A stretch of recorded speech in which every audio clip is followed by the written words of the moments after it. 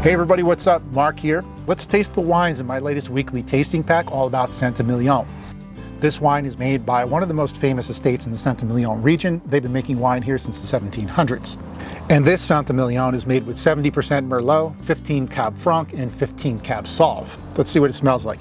Well, there's definitely more of that dark berry fruit coming off here from the predominant Merlot in the blend, and it's very woody too. It smells like fresh cut oak. This wine is lower in alcohol than the prior wine, but interestingly enough, it comes off as being smoother. And the reason for that is a process known as malolactic fermentation, which is a choice that a winemaker can make in the winery to change the acids in a wine, which makes it more buttery and smooth. Overall, it's a more savory wine than the first one that we tried, but it still has those really strong tannins in there that are going to be needing some protein to mitigate them. This is a classic Saint-Émilion that I think is just starting to reveal its character now, but honestly, it could go for another 15 years before it shows its best. All right, thanks so much for tasting with me. I'm Mark Supsick. Cheers.